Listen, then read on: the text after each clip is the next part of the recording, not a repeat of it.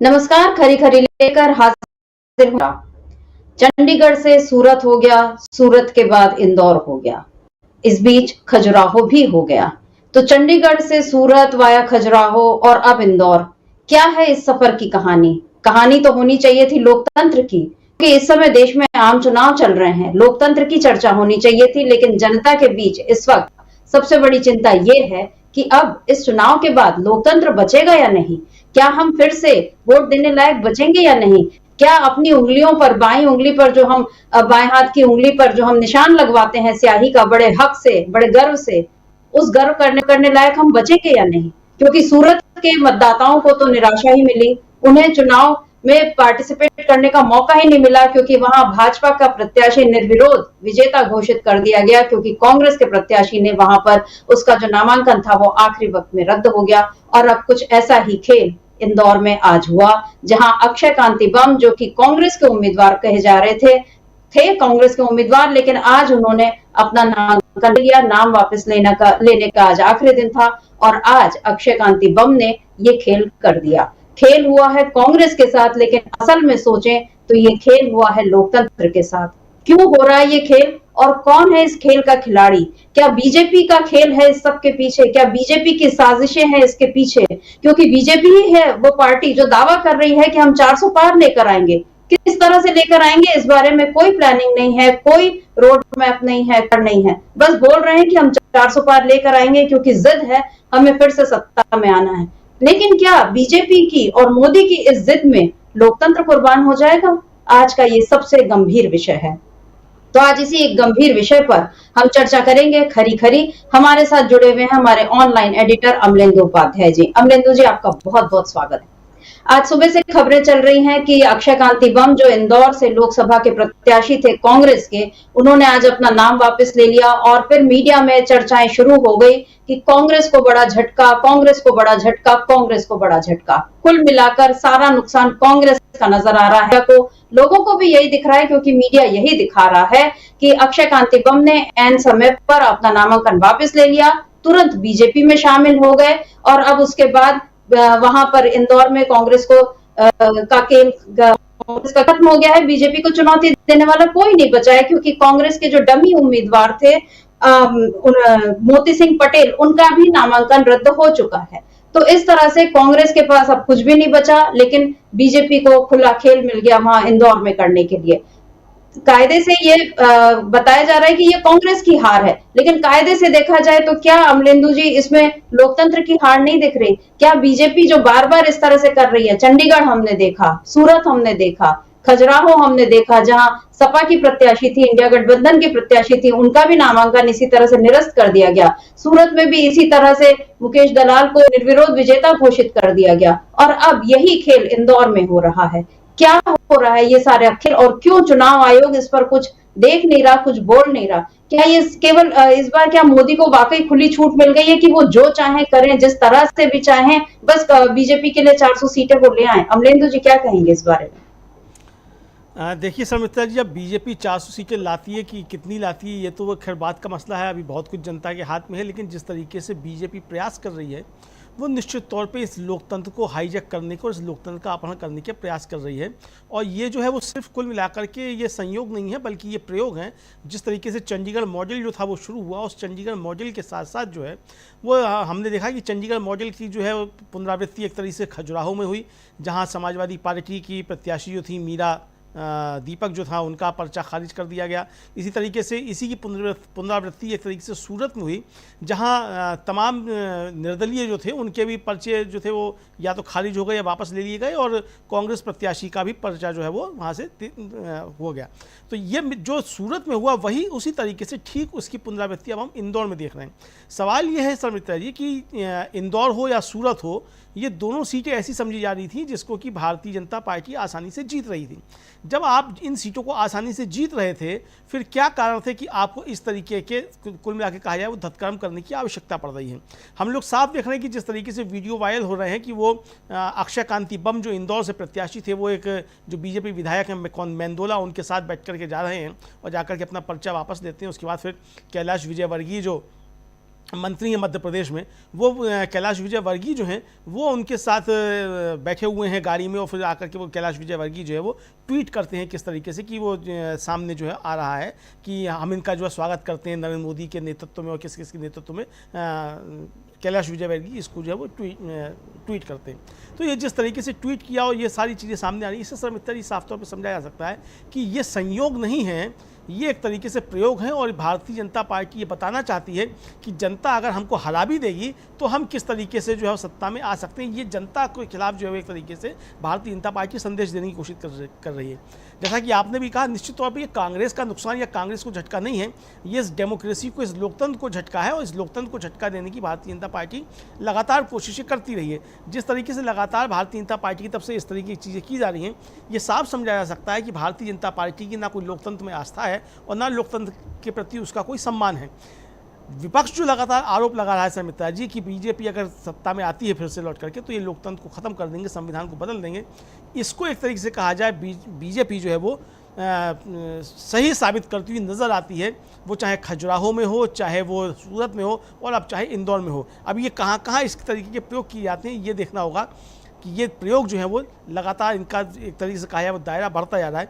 मतलब मध्य प्रदेश में अकेले में जहाँ 29 सीटें, वहाँ 2 जगह ये प्रयोग सफल तरीके से अंजाम दिया जा चुका है, खजुराहो में और इंदौर में। सर मित्रा जी जी बिल्कुल अमलेंदु जी, क्योंकि अभी हम लोग ये चर्चा कर ही रहे हैं कि जिस तरह से सूरत में खेल हुआ, जिस तरह से चंडीगढ़ में खेल हुआ और अब इंदौर में हुआ, तो ऐसा लग रहा है कि ये तो केवल अभी झांकी है, यानी सूरत और इंदौर अभी झांकी है। अभी बहुत सारे अभी सीटों पर चुनाव होने हैं, अभी 5 चरणों में मतदान बचा है। और जो 2 चरण की जो खबर आ रही थी उसमें यही था कि बीजेपी पिछड़ रही है, एनडीए पिछड़ रहा है। और इस समय जो हम देख रहे हैं कि कर्नाटक का जो मामला है, प्रज्वल रेवन्ना का, जो जेडीएस के प्रत्याशी रहे और मौजूदा सांसद भी हैं हासन सीट से, और अभी उनका मोदी का एक वीडियो काफी चल रहा है जिसमें उन्होंने ये प्रज्वल रेवन्ना के लिए वोट मांगते हुए कहा था कि आपका जो वोट रेवन्ना को आप दे रहे हैं वो समझिए कि आप मोदी को दे रहे हैं। और मोदी ने उनके लिए वोट मांगा था, लेकिन आज उन्हीं रेवन्ना पे जिस तरह के गंभीर आरोप लगे हैं और ये बताया जा रहा है कि रेवन्ना अब जर्मनी भाग चुका है, तो ऐसे में एक गंभीर मामला, और उसमें जेडीएस ही नहीं बीजेपी भी घिर रही थी, और ये कल की बात है और आज ये पूरा प्रकरण हो गया। तो क्या अमलेंदु जी आपको ऐसा लग रहा है कि रेवन्ना प्रकरण पर कहीं ना कहीं उसको दबाने के लिए या मीडिया में उसकी ज्यादा चर्चा ना हो, क्योंकि कांग्रेस अब बहुत बुरी तरह से इस प्रकरण पर घेरे को, क्या ये सारा खेल इसीलिए है कि आज का ये खेल इसलिए भी है कि रेवन्ना प्रकरण कहीं ना कहीं दब जाए, थोड़ी राहत मिल जाए बीजेपी को? सर मित्रा जी, इसमें दोनों बातें हो सकती हैं, इसलिए भी ये हो सकता है और बाकी जो इनके प्रयोग हैं वो प्रयोग भी हो सकते हैं। चूंकि रेवन्ना प्रकरण से बीजेपी की जो असली करतूतें हैं वो एक तरीके से सामने आई, और वो सामने ये आई कि किस तरीके से बीजेपी जो है अपराधियों के साथ, खासतौर से यौन अपराधियों के साथ जो है बीजेपी तन करके खड़ी रहती है। उस प्रज्वल रेवन्ना के कई फोटो जो है वो प्रधानमंत्री नरेंद्र मोदी के साथ जो है वायरल हो रहे हैं कि उनके साथ खड़ा हुआ है और गले में बीजेपी का पट्टा डाले हुए। तो ये बीजेपी का पट्टा गले में डालने के बाद आपको यौन अपराध करने की एक तरीके से खुली छूट मिल जाती है, ये संदेश देश के अंदर जा रहा है। हो सकता है कि उससे ये ध्यान हटाने के लिए कि लोग प्रज्वल रेवन्ना के बारे में चर्चा करना बंद कर दें, क्योंकि प्रज्वल रेवन्ना की बात आते ही फिर तमाम और तरीके के किस्से जो हैं वो बीजेपी के खुलना शुरू हो जाएंगे। सिर्फ कर्नाटक में प्रज्वल रेवन्ना का ही नहीं, बल्कि जो पूर्व मुख्यमंत्री हैं बीएस येदियुरप्पा, उनके ऊपर भी एक पॉक्सो एक्ट के तहत जो मुकदमा कायम हुआ है और उनके खिलाफ भी एक शिकायत की गई है। उत्तर प्रदेश में हमने लगातार देखा किस तरीके से चिन्मयानंद सरस्वती जो है उसके ऊपर मुकदमा था, किस तरीके से कुलदीप सिंह सेंगर जो है वो बीजेपी का विधायक था, उसके ऊपर था। अभी एक जो कौन सा गोंड है वहाँ का, सोनभद्र का कोई विधायक, उसको 25 साल की शायद कारावास की सज़ा हुई है यौन अपराध में, इसी तरीके से। तो यानी कि बीजेपी में किस तरीके से यौन अपराधियों को संरक्षण दिया जाता है और किस तरीके से बीजेपी खुल करके उन यौन अपराधियों के बचाव में आती है, ये एक तरीके से कहा जाए वो चीज़ें सब सामने आ रही थी। तो हो सकता है कि उस प्रकरण से भी उस पर पर्दा डालने के लिए इधर ये कांड कर दिया है ताकि लोग जो अब जाकर के इंदौर की चर्चा करने लगे। लेकिन कुल मिला के सर मित्रा जी, चाहे वो प्रज्वल रेवन्ना का मामला हो या फिर इंदौर का मामला हो या सूरत का मामला हो, ये सारे प्रकरण जो हैं ये इस तरफ साफ संकेत देते हैं कि बीजेपी अगर आती है तो वास्तव में इस लोकतंत्र को खतरा है और इस संविधान को खतरा है। बीजेपी कुछ भी कर सकती है, जो कुछ भी करने की बातें लगातार होती हैं। और कल जो कांग्रेस की प्रवक्ता है सुप्रिया श्रीनेत, उन्होंने भी एक ट्वीट किया कि उनको कोई अंकल जो थे रास्ते में मिल गए थे वहाँ मंडी हाउस के पास जो है वहाँ दिल्ली में, और उन्होंने कहा कि ये बीजेपी कुछ भी कर सकती है, ये हार रहे हैं। तो कुल मिला के शर्मिष्ठा जी जो बातें हैं वो यही है कि चूंकि पहले और दूसरे चरण के बाद ये स्थिति स्पष्ट हो गई है कि बीजेपी बुरी तरीके से पिछड़ रही है, और ये संदेश प्रधानमंत्री नरेंद्र मोदी के पास और बीजेपी के तमाम नेताओं के पास ये संदेश है कि चुनाव में बीजेपी बुरी तरीके से पिछड़ रही है। तो उसको किस तरीके से डैमेज कंट्रोल किया जाए, ये भी। दूसरा शर्मिष्ठा जी ये है कि सुप्रीम कोर्ट में जिस तरीके से ईवीएम का मामला गया और 2 चरण तक तो ये स्पष्ट नहीं हो पाया कि उस पर फैसला क्या आएगा। इसके बाद अब जो फैसला आया भी ईवीएम को लेकर के, मशीनों को लेकर के, उसमें ये साफ है कि अब 5% मशीनों की जांच जो नंबर 2 नंबर 3 पर रहा प्रत्याशी है वो करवा सकता है। हालांकि वो जांच कौन करेगा और मशीनें किस तरीके से रखी जाएंगी, ये अभी भी एक गंभीर सवाल बने हुए हैं। लेकिन एक रास्ता थोड़ा सा खुला है कि उनकी मशीनों की जाँच हो सकती है, और सुप्रीम कोर्ट ने भी जाँच का आदेश देकर के एक तरीके से स्पष्ट कर दिया है कि ये मशीनों में गड़बड़ हो सकती है, उन गड़बड़ियों की जाँच हो सकती है। इसका मतलब ये है कि काफ़ी कुछ जो गड़बड़ियाँ हो सकती थी, जो कि आशंकाएं व्यक्त की जा रही थी कि उस गड़बड़ियाँ होंगी, उसके जरिए ही जो वो 400 पार करने का नारा दिया जा रहा है। हालांकि अब वो 400 पार की बातें नहीं हो रही हैं, वो उसके पीछे जो है कहीं ना कहीं मशीनों को लेकर के सुप्रीम कोर्ट का फैसला भी है, इसलिए वो 400 पार की बातें अब नहीं हो रही हैं। तो चूंकि 400 पार की बातें नहीं हो पा रही, मशीनों से उस तरीके का सहयोग मिलने की संभावनाएं कम हो गई हैं, तो इसलिए अब इस तरीके के हथकंडे अपनाए जा रहे हैं और देश को बताया जा रहा है कि पहले हम मशीनों के जरिए कर लेते थे, लेकिन देश की जनता अगर आप हमको हराते हैं या आप हमको नहीं भी चुनते हैं तो हम इस तरीके से जो सत्ता में वापस आ सकते हैं। कुल मिला के शर्मिष्ठा जी, चुनाव का तीसरा चरण लगभग नज़दीकी है, 7 मई को तीसरे चरण का मतदान है जी। और जो सूचनाएं आ रही हैं वो ये आ रही हैं कि इस तीसरे चरण में तो बीजेपी और ज़्यादा पिछड़ती हुई नज़र आ रही है। तो कुल मिलाकर के किस तरीके से इस हार से बचा जाए, किस तरीके से हार को, अंतर को कम किया जाए, इसके ये सब प्रयास हैं। और ये एक तरीके से संदेश देने की, दूसरे लोगों का खासतौर से मोरल डाउन करने की जो एक तरीके से टैक्टिस है कि देखिए हमने आपके कैंडिडेट को ही जो था इस तरीके से तोड़ दिया। तो ये जिस तरीके की चीज़ें आ रही हैं, हालांकि मैं अभी देख रहा था सोशल मीडिया पर, लेकिन मैं उसकी पुष्टि नहीं कर सकता हूँ। खबर ये आ रही है कि जो अक्षय कांति बम हैं, जो इंदौर के महोदय हैं, इनके कोई पुराने 3 केस जो है वो चल रहे हैं, और उसमें एक केस में जो है अभी हाल ही में इनके ऊपर दफा 307 का जो है वो मुकदमा जोड़ा गया, मतलब धारा उसमें जोड़ी गई है। तो क्या इसके पीछे कहीं कुछ कारण है? फिर एक वीडियो वायरल हो रहा है कि ये इनसे पूछा जाता है, लोग पूछ रहे हैं कि आपने अपना पर्चा वापस ले लिया है, तो ये कहते हैं कि बात करने की मनाही है। तो ये साफ समझा जा सकता है कि इसकी निष्पक्ष तरीके से जाँच हो, और चुनाव आयोग अगर जिंदा हो, उसका जमीर जिंदा हो, तो चुनाव आयोग इसकी जांच कर सकता है कि क्या इनका अपहरण किया गया है इन महोदय का, या इन्होंने खुद वापस दिया है। अगर इनको पर्चा वापस लेना था तो बीजेपी के नेताओं के साथ इनके जाने की आवश्यकता क्या थी? ये खुद जाकर के भी अपना वापस ले सकते थे। ये अब तक कहाँ थे? इनकी पिछले 2 दिन की कॉल डिटेल्स निकाली जाए, इनकी लोकेशन ट्रेस की जाए, ये 2 दिन तक कहाँ रहे हैं और ये किन के साथ अब जाते हैं। तो ये सारी चीज़ें अगर निकाली जाए तो इसका मामला खुल सकता है। लेकिन ये सवाल है कि शर्मिष्ठा जी, ये हम आशा करें तो आखिर करें किससे? किस चुनाव आयोग से हम जो है वो इसकी जो है अपेक्षा करें कि वो इस तरीके की कोई कार्रवाई करेगा? शर्मिष्ठा जी जी बिल्कुल। अमलेंदु जी, आप जो चर्चा कर रहे थे, तो अभी जिला न्यायालय ने यहाँ पर 26 अप्रैल को इंदौर में ही एक 17 वर्ष पुराना इनके ऊपर एक हत्या का मामला है, ये और इनके पिता दोनों, अक्षय कांति और उनके पिता दोनों शामिल हैं, और उसमें अब तक उन पर 323, 506, 147, 148 और 149 ये धाराएं लगी हुई थी। लेकिन फिर कोर्ट ने इन धाराओं पे एक धारा और जोड़ दी, हत्या का प्रयास की धारा लगा दी, और इनको 10 मई को फिर से उपस्थित होने कहा था। तो ये 26 अप्रैल का ये डेवलपमेंट था, और उसके बाद 28 अप्रैल को ये एक सभा में पहुंचे और वहां इन्होंने इस रविवार उन्होंने जय श्री राम का नारा लगाया, और उसके बाद से ये कयास लग रहे थे कि अब ये बीजेपी में जा सकते हैं। और आज जिस तरीके से वो बीजेपी विधायक के साथ गए अपना नाम वापस लेने, और उसके तुरंत बाद ही वो कैलाश विजयवर्गीय के साथ नजर आए गाड़ी में, उससे ये जाहिर है कि बीजेपी की निगाहें ऐसे ही लोगों पर हैं जो किसी न किसी तरह कहीं फंसे हुए हैं। हो सकता है अक्षय कांति बम पर ये उन पर ये दबाव हो कि तुम या तो बीजेपी में शामिल हो जाओ या जेल जाने के लिए तैयार हो। वो बीजेपी इस समय ऐसे ही शिकार कर रही है। यहाँ पर शिकार शब्द ही मेरे समझ में आ रहा है, क्योंकि वो चुन चुन कर ऐसे लोगों पर अपनी निगाह रखी हुई है जो कांग्रेस में हैं, और किसी न किसी तरह वो कांग्रेस को यहाँ पर झटका देना चाहती है। हालांकि इंदौर पे कभी भी अभी कांग्रेस का लंबे समय से कोई आधार नहीं रहा है, बीजेपी का वहां पर दबदबा कायम रहा है, लेकिन फिर भी और अक्षय बम जो है, इन्होंने कभी कोई चुनाव लड़ा नहीं, विधानसभा चुनाव इन्होंने टिकट की मांग की थी, कांग्रेस ने इनको मना कर दिया था। इसके अलावा यहाँ पर यह भी बताया जा रहा है कि इनके कई निजी महाविद्यालय हैं, ये एजुकेशन सेक्टर में हैं, और शायद इस वजह से भी इन पर दबाव था कि आप या तो बीजेपी में शामिल हो जाओ या फिर किसी न किसी तरह की कार्रवाई के लिए तैयार रहो।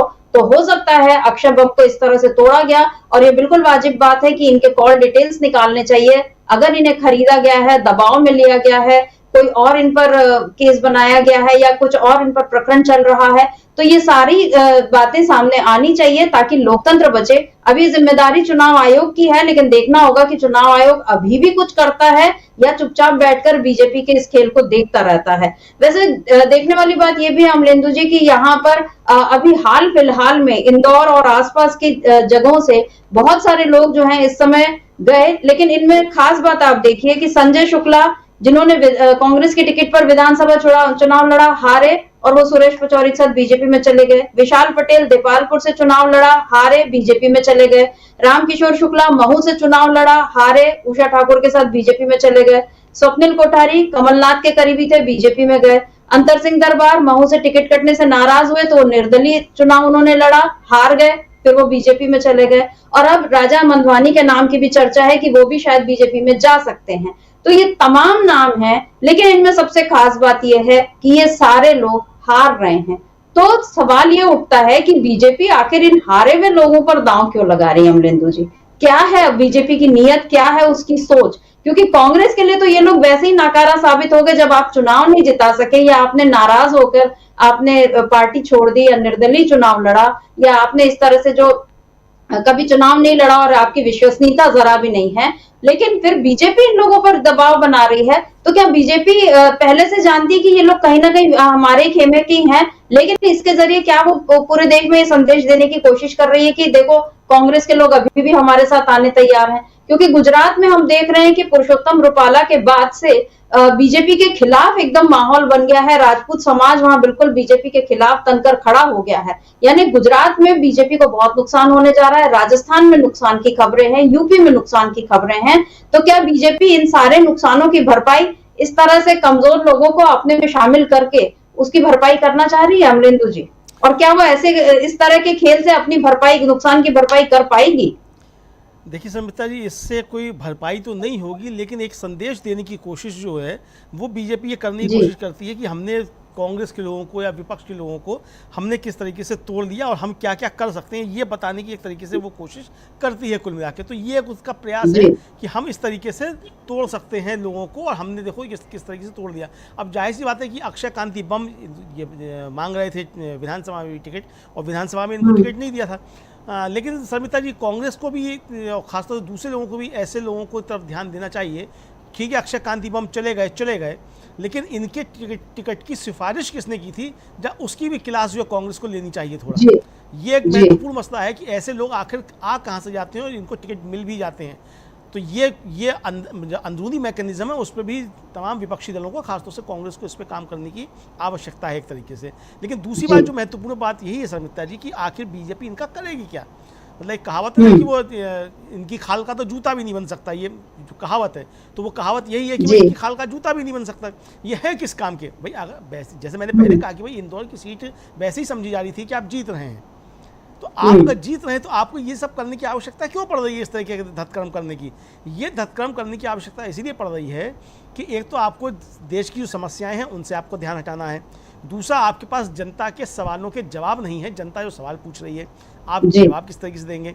हो सकता है कि हवा चलती है तो कहावत है कि साहब हमने लकड़ी खड़ी कर दी थी, लकड़ी भी जीत गई, ऐसी हवा थी। तो ऐसी हवा चल जाए कि लकड़ी खड़ी है, लकड़ी भी जीत जाए, तो ऐसी स्थिति बन गई बीजेपी के खिलाफ, इतनी तेज हवा चलने लग जाए कि किसी को भी खड़ा कर दो वो जीत जाए। तो ऐसे में कोई ऐसे व्यक्ति भी ना जीत जाए जो कभी चुनाव में ना जीते हों और हवा में जीत जाए, क्योंकि बीजेपी के तमाम लोग हवा में जीत करके आए। 2014 में, 2019 में हवा में ही जीत करके लोग आए। बहुत से लोग, हम बहुत से ऐसे लोगों को जानते हैं जो ग्राम पंचायत का चुनाव नहीं जीत पाए थे, सभासद नहीं जीत पाए थे, और वो सांसद बन गए सीधे जाकर के बीजेपी के टिकट पे, हवा की वजह से जीते थे। तो डर ये सता रहा है बीजेपी को कि ऐसी हवा चल रही है चूंकि पहले दूसरे चरण के बाद, तो ऐसी हवा में ऐसे भी लोग जीत करके ना आ जाएं जिनका कोई अपना राजनीतिक अस्तित्व कुल मिलाकर के नहीं हो, लेकिन उस हवा में जीत करके आ जाए और बीजेपी को और ज़्यादा नुकसान हो जाए। तो इस तरीके से एक संदेश देने की, एक तरीके से कहा जाए, वो कोशिश बीजेपी कर रही है कि हम देखो क्या क्या कर सकते हैं। कुल मिला के शर्मिष्ठा जी, ये कि जिस तरीके से सुप्रीम कोर्ट ने अनिल मसीह के मामले में, चंडीगढ़ के मामले में टिप्पणी की थी कि लोकतंत्र की हत्या है, मुझे लगता है कि ये लोकतंत्र की हत्या लगातार बीजेपी कर रही है। और ये सिर्फ चंडीगढ़ में लोकतंत्र की हत्या नहीं थी, वहाँ तो सुप्रीम कोर्ट ने अपनी आंखों के सामने सब जांच करवा ली। चाहे वो खजुराहो हो, चाहे सूरत हो, चाहे इंदौर हो, यहाँ भी लोकतंत्र की हत्या है। और यहाँ भी माननीय सुप्रीम कोर्ट को अपनी आंखों के सामने इन सारी चीज़ों की, प्रकरण की जांच करवानी चाहिए शर्मिष्ठा जी, मुझको ऐसा लगता है। हालांकि अभिषेक मनु सिंघवी जो कांग्रेस के बड़े नेता भी हैं और अच्छे वकील भी हैं, उनके साथ जब हमारे editor in chief Rajiv Ranjan Shrivastava ji ने साक्षात्कार लिया तो उन्होंने कहा भी है कि हम चुनाव के बाद सूरत के मामले को लेकर के सुप्रीम कोर्ट जाएंगे और इसकी अदालत में हम लड़ाई लड़ेंगे और ये शिकायत हम करेंगे सुप्रीम कोर्ट में जाकर के कि ये किस तरीके से सब कुछ चल रहा है। लेकिन सवाल ये कि बाद में सुप्रीम कोर्ट जाएंगे, इस पर चीज़ें होंगी, सुप्रीम कोर्ट क्या फैसला देगा वाला का मसला है।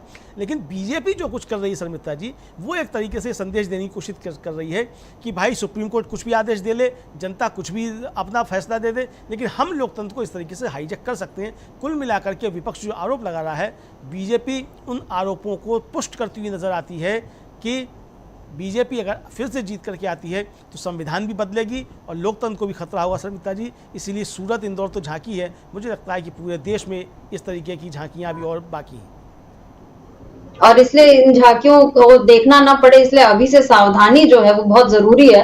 क्योंकि दुर्घटना से देर भली, हम लोग बार बार यही कह रहे हैं कि अगर ऐसा माहौल है, जब ईवीएम पर भी चर्चा हो रही थी तो तब भी ये सवाल उठा था कि क्या अगर इतना संदेह है तो क्या चुनाव को थोड़े समय के लिए टाला नहीं जा सकता।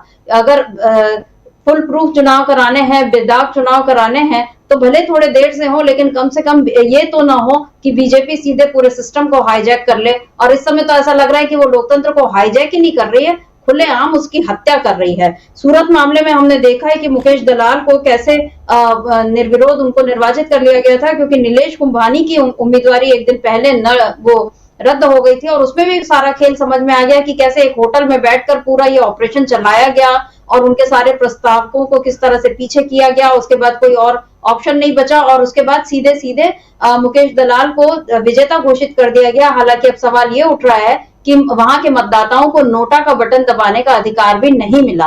और अब ऐसा लग रहा है अमलेंदु जी की यही अधिकार, क्योंकि इंदौर में इस समय 25,13,000 मतदाता हैं। मध्य प्रदेश का सबसे बड़ा लोकसभा निर्वाचन क्षेत्र है, सबसे ज्यादा मतदाता यहाँ पर हैं। और यहाँ पर बीजेपी ने दावा किया था कि वो 8 लाख से अधिक वोटों से जीत दर्ज करेगी। तो बीजेपी को कम से कम अपने यह दावा पूरा करने के लिए उसे वहां चुनाव तो होने देने चाहिए थे। लेकिन अब ऐसा लग रहा है कि शंकर लालवानी जो बीजेपी के प्रत्याशी हैं, उन्हें तो अब क्या उन्हें भी सूरत की तरह यहाँ पर निर्विरोध विजेता घोषित कर दिया जाएगा, या कि इंदौर के 25 लाख मतदाताओं को यह अधिकार मिलेगा कि वो जाएं और उस दिन मतदान के दिन और अपने उंगली पर स्याही लगवाएं और उन्हें चाहे नोटा का बटन दबाना हो, चाहे कोई और निर्दलियों का के उसमें जाना हो, वो जाएं। क्या ये अधिकार मिलेगा अमलेंदु जी? मौका मिलेगा इंदौर के प्रत्याशियों, उम्मीदवारों को नहीं, मतदाताओं को? देखिए शर्मिष्ठा जी, अगर ये सूरत मॉडल की पुनरावृत्ति है और जैसा कि हम लोग आशंका व्यक्त कर रहे हैं कि निश्चित तौर पर सूरत मॉडल की पुनरावृत्ति है, चूंकि जो सूरत से खबरें आई थी वो खबरें ये आई थी कि जो बीएसपी के कैंडिडेट थे उनको वहाँ का जो एक तरह से कहा जाए जो स्पेशल टास्क फोर्स यानी पुलिस की जो स्पेशल इकाई है, उसने जाकर के उनको कहीं से उठाया, फिर जाकर के बीजेपी नेताओं के हवाले किया और उसके बाद वो पर्चा वापस हुआ। इसी तरीके से यहाँ इनकी भाव भंगिमा बता रही है अक्षय कांतिपम की कि ये मामला इतना आसान नहीं है जितना कि आसान दिखाई पड़ रहा है, कि ये आसानी से पर्चा वापस ले लिया गया है और आसानी से बीजेपी में चले गए हैं। इसके पीछे बहुत से वजूहात जो हैं वो हैं, बहुत से कारण इसके पीछे और हो सकते हैं जो पर्दे के पीछे खेल हुए होंगे, वो आसानी से समझा जा सकता है। वरना बीजेपी के नेताओं को इनकी इतनी सुरक्षा करने की कोई आवश्यकता नहीं थी, पर्चा वो खुद जाकर के वापस ले सकते थे अगर वो स्वेच्छा से अपना पर्चा वापस ले रहे होते। तो इसके पीछे बहुत से कारण जो है वो हो सकते हैं। लेकिन बीजेपी ये जो सब कर रही है शर्मिष्ठा जी, और वहाँ 23 कैंडिडेट बताए जाते हैं कि वहाँ 23 कैंडिडेट जो हैं वो हैं, जो और नाम वापसी का आज आखिरी दिन एक तरीके से है। तो 23 कैंडिडेट, अब देखना ये कि क्या शाम तक जो है 21 कैंडिडेट्स जो है वो और नाम वापस लेते हैं कि नहीं वापस लेते हैं, तब देखा जाएगा कि ये उसकी पुनरावृत्ति सूरत की किस तरीके से है, या इस तरीके से है कि भाई ठीक है नाम के लिए रह भी जाते हैं, प्रत्याशी चुनाव होता भी है तो कोई दिक्कत नहीं है, फिर तो वोट एक तरफा पड़ जाएगा, क्योंकि बाकी लोग फिर वोट डालने के लिए जाएंगे ही नहीं, कि मजबूत प्रत्याशी कोई नहीं है तो फिर इसका मतलब देखा जाएगा। तो ये भी हो सकता है कि ठीक है सूरत में हमने जो प्रयोग किया वो प्रयोग यहाँ इस तरह ना करो, चूँकि सूरत को लेकर के काफ़ी ज़्यादा चीज़ें उठ चुकी हैं कि यहाँ किस तरीके से करवाया गया। तो ये भी है कि ठीक है बाकी निर्दलीय खड़े हैं तो खड़े रहें, और हम अपना काम जिस तरीके से करना है वो हम कर लेंगे। इसी तरीके से गांधीनगर का एक वीडियो वायरल हो रहा था, वहाँ एक कोई प्रत्याशी है किसी छोटी पार्टी का, उसका वीडियो वायरल हो रहा था, और वो उसकी हालांकि हम पुष्टि नहीं कर सकते क्योंकि वो सोशल मीडिया पे वायरल हो रहा था। वो कह रहा है कि वो मुझको जो है अमित शाह जी के लोगों ने मुझको हाईजैक किया हुआ है और मेरी जान भी जा सकती है। ये वो प्रत्याशी कह रहा है कि मुझ पर वोट वापसी के लिए नाम वापसी के लिए दबाव डाला जा रहा है।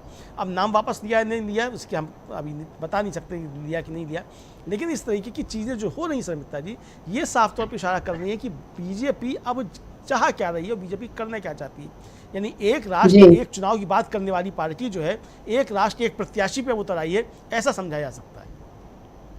बिल्कुल बिल्कुल अमलेंदु जी, क्योंकि बीजेपी की नजर लगातार कांग्रेस और दूसरी तमाम पार्टियों पर बनी हुई है, उनके प्रत्याशियों पर बनी हुई है, और बीजेपी ये देख रही है कि किसको कैसे तोड़ा जाए, किस दबाव में लाकर तोड़ा जाए, चाहे धन बल किया जाए चाहे कोई और बल उस पर प्रयोग किया जाए। लेकिन बीजेपी की कोशिश यही है कि दूसरी पार्टियों में फूट पड़ती रहे। महाराष्ट्र में हमने देखा कि एनसीपी और शिवसेना को ही तोड़ दिया, और अभी हाल में ही मतलब कांग्रेस के प्रत्याशियों को तो इस तरह से बैठाया जा ही रहा है। अभी हाल में ही ओडिशा में, जहां पर लोकसभा के साथ साथ विधानसभा चुनाव भी होने हैं, वहां पर बीजेडी के सोरो विधायक परशुराम ढाडा जो है वो बीजेपी में चले गए, और इससे पहले 27 तारीख को परसों यानी दिल्ली सिख गुरुद्वारा प्रबंधन कमेटी के बहुत सारे सदस्य जो हैं वो बीजेपी में शामिल हो गए, और उन्होंने जेपी नड्डा का इस पर कहना था कि सिख पीएम मोदी का एहसान मानते हैं इसलिए बीजेपी में आए। अब यानी ये हालत इन्होंने कर दी है कि जो मोदी का एहसान माने वो बीजेपी में आए। तो ये क्या लोकतंत्र को इस तरह से मोदी चलाना चाह रहे हैं, ये एक बड़ा सवाल है। और दूसरा बड़ा सवाल ये है कि क्या जनता अब इस तरह की अत्याचारों को, क्योंकि ये उसके ऊपर ही अत्याचार है, अगर आप प्रत्याशियों को इस तरह से वापस बैठने पर मजबूर करेंगे, दूसरे दलों को इस तरह से तोड़ेंगे, जनता के अधिकारों को छीनेंगे। आप बार बार एक देश एक चुनाव की बात कर रहे हैं, और आप अभी कह रहे हैं अमलेंदु जी कि अब ये एक राष्ट्र एक प्रत्याशी हो रहा है, क्योंकि मोदी यही बोल रहे हैं आप इनको वोट दो ये मुझे मजबूत करेंगे। मतलब ये अभी भी अपने लिए, क्योंकि ये तो एकदम अलोकतांत्रिक बात है, क्योंकि मोदी ने पहले ही कह दिया था कि मैं ही तीसरी बार आऊंगा, लाल किले से उन्होंने ये कहा था, और यानी उन्होंने चुनाव का वेट करना भी जरूरी नहीं समझा, उन्होंने पहले ही अपने आप को विजेता घोषित कर दिया। और अभी भी वो यही कर रहे हैं कि आप मोदी के नाम पर वोट मांग रहे हैं, क्योंकि उन्होंने ये तय माना हुआ है कि अगर एनडीए जीतती भी है तो भी मोदी ही प्रधानमंत्री बनेंगे। अमलेंदु जी, क्या इस अलोकतांत्रिक सोच को भारत बर्दाश्त करेगा, इंडिया बर्दाश्त करेगा अमलेंदु जी? देखिए शर्मिष्ठा जी, भारत किसी भी तरीके से किसी भी अलोकतांत्रिक सोच को कतई बर्दाश्त नहीं करेगा, और पहले भी भारत ने किसी भी तरीके की अलोकतांत्रिक सोच को बर्दाश्त किया भी नहीं है। तो कुल मिलाकर के असल में लड़ाई जो है वो जनता लड़ रही है, और जनता जो है वो मोदी जी के खिलाफ लड़ाई लड़ रही है। ये पूरी तरीके से आप समझ सकती हैं, पहले दूसरे चरण का जो मतदान हुआ उससे बात साफ समझ में आई है कि जनता खुल करके मोदी के खिलाफ जो है वो मैदान में आकर के खड़ी हो गई है, और लोग तमाम तरीके के सवाल जो है वो मोदी से पूछ रहे हैं। लगातार सवाल पूछ रहे हैं कि 10 सालों में आपने क्या किया और आपकी आगे की पॉलिसी क्या है, ये आप देश को बताइए। और कई तरीके के सवाल जो है मोदी से पूछे जा रहे हैं। नरेंद्र मोदी जिस तरीके की कारनामे कर रहे हैं या जिस तरीके की बातें कर रहे हैं शर्मिष्ठा जी, ये शुद्ध रूप से एक अलोकतांत्रिक रवैया है, और अलोकतांत्रिक उनकी प्रवृत्ति जो है उसको दर्शाता है कि नरेंद्र मोदी किस हद तक जो है वो अलोकतांत्रिक व्यक्ति हैं, ये साफ तौर पे बता रहे हैं। और मुझे लगता है शर्मिष्ठा जी उनको इस बात की खुशी भी होती है कि वो जो ये साबित करें और ये बताएं कि वो कितने अलोकतांत्रिक व्यक्ति हैं, क्योंकि जिस तरीके से मोदी बातें करते हैं वो साफ तरीके से समझा जा सकता है। अब जहाँ तक एहसान मानने की बात है कि मोदी का एहसान मानने की वजह से लोग कांग्रेस में बीजेपी में चले गए, तो मोदी का एहसान तो मुरली मनोहर जोशी भी मान रहे हैं, मोदी का एहसान तो लालकृष्ण आडवाणी भी मान रहे हैं कि अभी तक बीजेपी में बचे हुए हैं। तो मोदी का एहसान तो बहुत से लोग मान रहे हैं, नितिन गडकरी भी मान रहे हैं मोदी का एहसान कि बीजेपी में अभी तक बचे हुए हैं, राजनाथ सिंह भी मान रहे हैं। मुझे लगता है कि योगी आदित्यनाथ को भी मानना पड़ेगा मोदी का एहसान कि वो बीजेपी में अभी तक बने हुए हैं, मुख्यमंत्री बने हुए हैं। तो मोदी का एहसान तो बीजेपी में हर कोई मानता ही मानता है, लेकिन अब ये मोदी का एहसान जो है बीजेपी से बाहर मनवाने की कोशिशें की जा रही हैं। तो ये जो देश बर्दाश्त नहीं करेगा कि मोदी का एहसान जो पूरा देश माने, ये नहीं हो सकता है। मोदी का एहसान जी बीजेपी के नेता माने, बीजेपी के कार्यकर्ता माने, बीजेपी का मतदाता जो है उनका कोर्स वोटर है वो मोदी के एहसान माने, मगर देश जो है वो मोदी का कोई एहसान मानने वाला नहीं है, क्योंकि देश के लिए मोदी ने कुछ किया नहीं है। बीजेपी के लिए मोदी ने किया जी होगा, निश्चित तौर पे बीजेपी के लिए किया है। 18 घंटे मोदी बीजेपी के लिए प्रचार करते हैं, उसके लिए जुटे रहते हैं, तो इसके लिए बीजेपी को उनका एहसानमंद होना चाहिए, इसमें कोई बुरी बात नहीं है। निश्चित तौर पे बीजेपी को मोदी का एहसानमंद होना चाहिए, और ये भी एहसानमंद होना चाहिए कि लगातार 10 साल तक मोदी ने सरकार चलाई बीजेपी की, 70 साल में पहली बार, तो इसके लिए भी मोदी का एहसानमंद बीजेपी को होना चाहिए। लेकिन देश मोदी के लिए जी मोदी का किस लिए एहसानमंद हो? भाई आपने अगर 2 करोड़ रोजगार हर साल दे दिए होते तो देश आपका एहसानमंद होता। आपने अगर किसानों की आय दोगुनी कर दी होती तो देश आपका एहसानमंद होता। आपने 100 स्मार्ट सिटी बना दिए होते तो देश आपका एहसानमंद होता। आप सरकार बनने के 100 दिन के भीतर ही काला धन वापस ले आए होते तो देश आपका एहसानमंद होता। तो देश आपका किस बात के लिए एहसानमंद हो, ये तो देश को बताया जाए। तो कुल मिलाकर के जो बीजेपी का असली चेहरा है शर्मिष्ठा जी, वो इन सारे जो घटनाएं हो रही हैं, वो चाहे खजुराहो हो, चाहे चंडीगढ़ हो, चाहे सूरत हो, चाहे इंदौर हो, यहाँ से भारतीय जनता पार्टी का असली चेहरा और नरेंद्र मोदी का असली चेहरा जो है वो एक तरीके से सामने आ रहा है। और देश जो है इसी के खिलाफ एक तरीके से जनता एकजुट हो रही है, और लगातार जो बातें की जा रही हैं कि ये संविधान को बदलने वाले हैं, ऐसी घटनाओं से शर्मिष्ठा जी ये मैसेज और जा रहा है देश के भीतर कि बीजेपी अगर तीसरी बार जीत करके आती है तो ये निश्चित तौर पे संविधान को भी ख़त्म कर देंगे और लोकतंत्र को भी ख़त्म कर देंगे, ये संदेश जा रहा है। और लोग इसी के लिए अब घर से बाहर निकल रहे हैं कि हर हाल में संविधान को और लोकतंत्र को बचाना है। नरेंद्र मोदी को या बीजेपी को लोकतंत्र और संविधान के साथ किसी भी तरीके का कोई खिलवाड़ करने नहीं दिया जाएगा। और यही बीजेपी की परेशानी कि लोग नरेंद्र मोदी और बीजेपी की जो कुल मिला के मंशा है उसको अच्छे तरीके से समझ चुके हैं शर्मिष्ठा जी।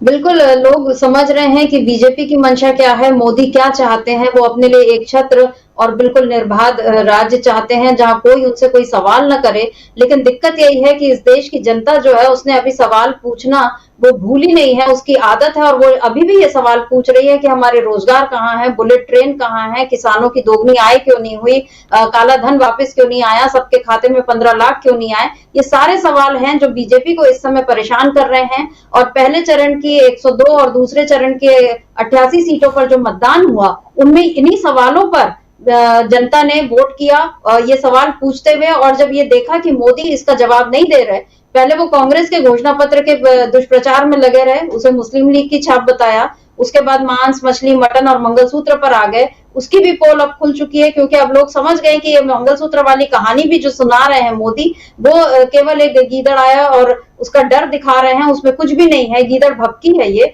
और अब मोदी इस तरह से सेल्फ गोल क्या करते जा रहे हैं अमलेंदु जी, क्योंकि अब आज का ये जो प्रकरण है, क्या इसके बाद, क्योंकि आप ये कह रहे हैं कि इससे तो लोगों को और समझ में आ जाएगा कि हाँ, राहुल गांधी जो कह रहे हैं कि संविधान को खतरा है, या मल्लिकार्जुन खड़गे ने जो कहा था कि अगर इस बार आप अच्छे से आपने चुनाव नहीं लड़ा तो आप ये मानिए कि अगले बार से चुनाव ही नहीं होगा, और देश जो है वो रूस जैसा उसका हाल हो जाएगा, जहां पर पुतिन जो है वो बारी बारी से कभी वो प्रधानमंत्री बनेंगे, कभी राष्ट्रपति बनेंगे, उसके बाद वो संविधान बदल देंगे और फिर वो जब तक चाहेंगे तब तक राष्ट्रपति बने रहेंगे। ऐसी व्यवस्था रूस में हो गई है। अब क्या वैसा ही कुछ खेल भारत में करने की तैयारी में है मोदी? और अगर वो ऐसा खेल करने के लिए ये सारे जो उनके कदम वो बढ़ा रहे हैं, क्या ये उनके लिए सेल्फ गोल है अमलेंदु जी?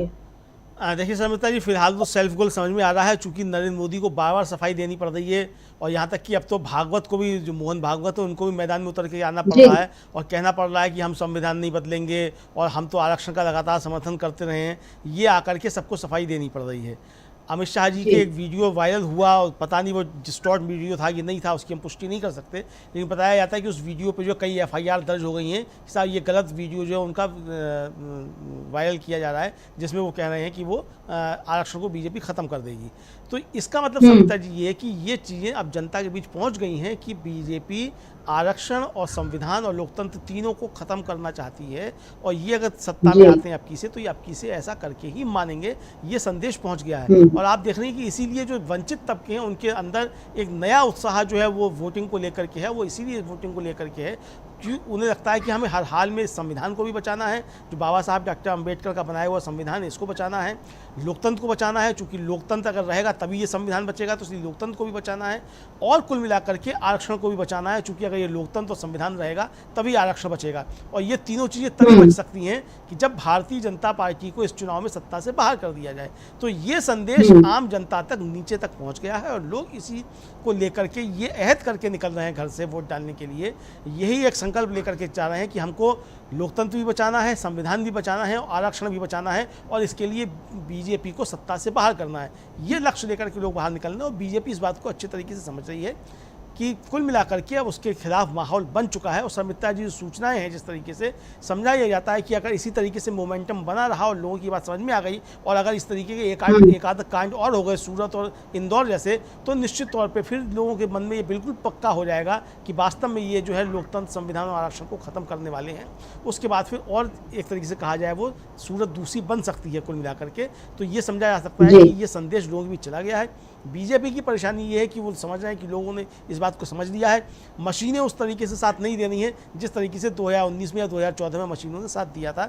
ये भी बात समझी जा सकती है। तो इसलिए अब ये दूसरे रास्ते जो हैं वो अपनाए जा रहे हैं संबिता जी। कुल मिलाकर के जो बीजेपी का असली चेहरा है वो धीरे धीरे सामने आता जा रहा है कि किस तरीके से इनका असली चाल चरित्र चेहरा जो है वो यही है जो सूरत या इंदौर में दिखाई पड़ा है संबिता जी। जी बिल्कुल, बीजेपी की एक सूरत में दिखी थी, उसके पहले चंडीगढ़ में दिखी थी, और अब बीजेपी की सूरत इंदौर में भी दिख गई। और इंदौर का सूरत हाल अगर बाकी जगह भी ऐसा ही हाल करने की कोशिश की बीजेपी ने, तो ये तय मानिए कि इस देश की जनता फिर इसे सहन नहीं करेगी।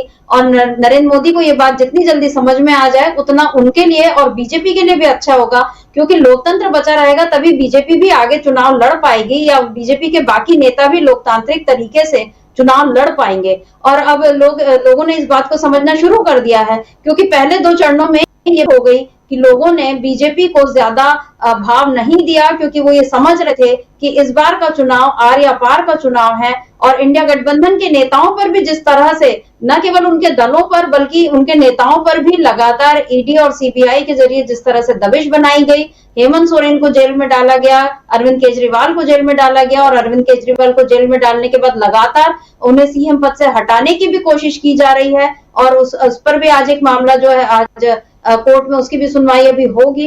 तो ये सारे मामले चल रहे हैं, जनता देख रही है कि निर्वाचित लोगों को किस तरह से बीजेपी प्रताड़ित कर रही है, और जो लोग निर्वाचित हो सकते हैं उन्हें किस तरह से खरीद फरोख्त कर अपने खेमे में शामिल कर रही है। नरेंद्र मोदी ने हिंदू मुस्लिम कर लिया, सांप्रदायिक मुद्दा नहीं चला, राम मंदिर का मुद्दा नहीं चला, बेरोजगारी और महंगाई और मणिपुर जैसे तमाम मसलों पर उनके पास बोलने के लिए कुछ नहीं है। तो अब वो सीधे सीधे लोकतंत्र का अपहरण करने पर उतर आए हैं। इसे हाईजैक करना ही कहेंगे, क्योंकि वो जिस तरह से लोगों को अपने साथ जबरदस्ती शामिल कर रहे हैं। ये जो आप टीवी पर देख रहे हैं कि ये जो अक्षय बम है, इनको जिस तरह से या इन्होंने नामांकन वापस ले लिया, तो ये भी हो सकता था कि ये अपना पर्चा वापस लेते और बाहर आके बोलते कि नहीं मुझे चढ़ना है। लेकिन यहाँ पर जिस तरह से उनको घेरेबंदी में ले जाया जा रहा है और उसके तुरंत बाद वो कैलाश विजयवर्गीय की गाड़ी में नजर आते हैं, तो ये सब जो दिख रहा है इससे समझ में आ रहा है कि ये मामला इतना आसान नहीं है कि एक उम्मीदवार का मन नहीं हुआ और उसने अपना नामांकन वापस ले लिया, बल्कि इसके पीछे बहुत गहरी साजिशें हैं जिनका पर्दाफाश जल्दी हो जाएगा, क्योंकि सच बहुत देर तक छुप नहीं सकता। लेकिन फिलहाल नरेंद्र मोदी ने सेल्फ गोल कर लिया है, बीजेपी के लिए एक और गड्ढा उन्होंने खोद दिया है, ये दिख रहा है। और अब बीजेपी अगर इस गड्ढे से अपने आप को बचाना चाहती है तो बाकी का जो 5 चरणों का चुनाव है वो कायदे से लड़े, दायरे में, कानून और नियमों के दायरे में रहकर लड़े, तभी देश के लिए भी अच्छा होगा, बीजेपी के लिए भी अच्छा होगा और लोकतंत्र के लिए भी अच्छा होगा। तो आज इस चर्चा को हम यही रोकते हैं। अमलेंदु जी, आपका बहुत बहुत शुक्रिया, और शुक्रिया आप तमाम दर्शकों का जो आज हमारे साथ बने रहे और आपने इस चर्चा को ध्यान से सुना। आगे भी आप बने रहिए डीवी लाइव के साथ, देखते रहिए डीवी लाइव। नमस्कार।